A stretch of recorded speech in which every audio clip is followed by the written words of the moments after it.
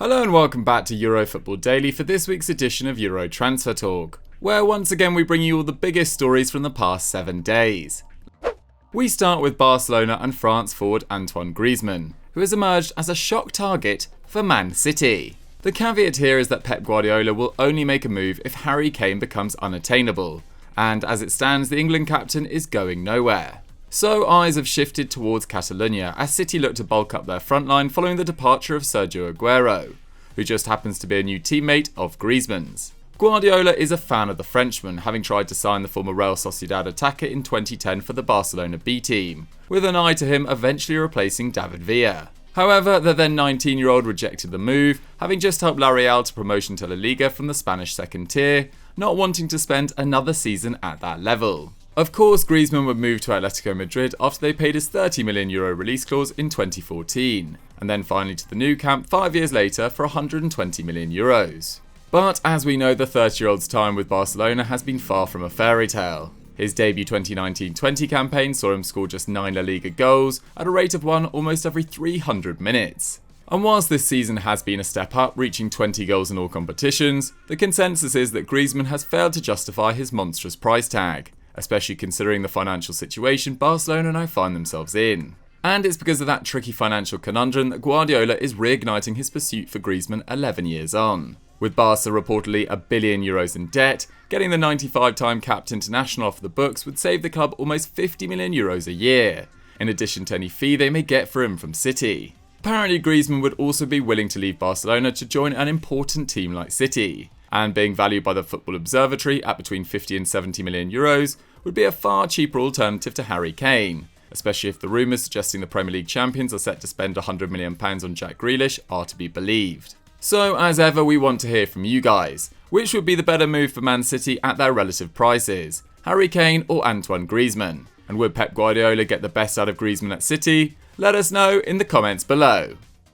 Time now for another update on the situation of Kylian Mbappe, with his future still decidedly uncertain. One thing that has come to light though is that according to Marca, Liverpool have inquired about the 22-year-old, with his contract set to expire this time next year. Of course, PSG's stance on this is well documented, with Nasser Al-Khelaifi having stated, "We won't sell him and he won't leave on a free.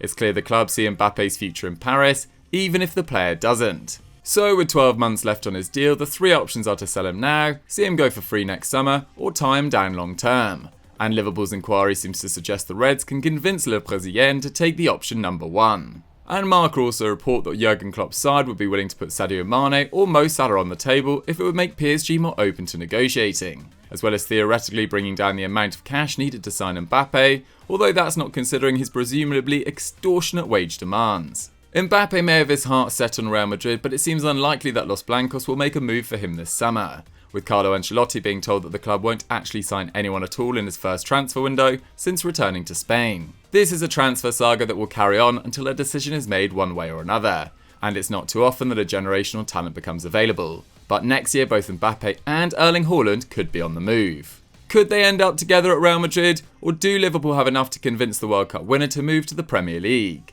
Tell us what you think in the comments. Before I go any further, just a quick reminder to subscribe to Euro Football Daily and hit that notification bell to never miss a Euro Transfer Talk.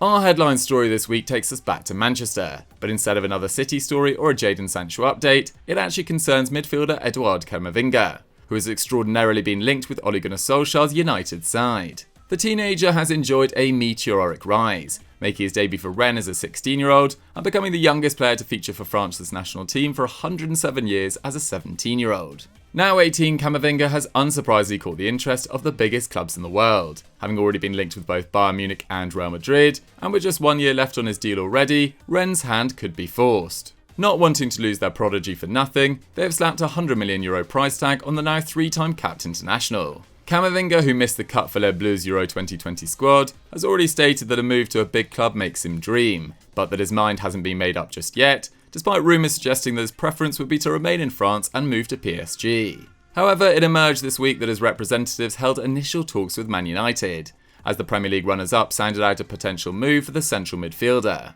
But any move is a long way off, with Camavinga wanting to focus on France's upcoming Olympic football campaign before making any decisions. And besides, RMC Sport claim that the €100 million demand is nothing more than a negotiation tactic anyway. Rennes expect to be driven down on his fee, and as we well know, Man United are experts at drawing out these transfer deals. Camavinga, arguably the most talented player to ever come out of the Rennes Academy, having been part of it since he was 11, has made 82 appearances for the club at his tender age. But where do you think he will be playing at the start of next season, and if he does move, how much will he end up costing? As ever, get in the comments and let us know. To the Netherlands next, where we're going back to back on PSV players, starting with Donyell Malen. The Dutch international burst onto the scene in late 2019 when he scored all the goals in a 5-0 thrashing of Vitesse. But the 2019-20 campaign was effectively a write-off, with the attacker missing 24 games due to injury. Last campaign though was a different story, with the 22-year-old netting 19 goals in 32 matches for PSV, as they finished second to Ajax in the Eredivisie. Now also a useful member of Frank de Boer's Orange squad, it looks like Marlon could be plying his trade outside of the Netherlands as soon as next season. His boss at club level, Roger Schmidt, has admitted it is unlikely PSV can keep hold of him, saying, "It has been clear to me for some time that Donyell is likely to leave. We have to prepare ourselves that we will have to play without him next season." Music to the ears of Liverpool have been linked with the former Arsenal youth player, although no mention has been made of a potential fee for the attacker. Another club reported to be interested are Borussia Dortmund, who have of course been preparing to enter the new campaign Sol's Jadon Sancho. Whilst Marlon may naturally be a centre forward, he is also capable of featuring off the flanks as displayed during the Netherlands' ill-fated Euro 2020 adventure. But Marlon isn't the only PSV attacker Dortmund have been linked with.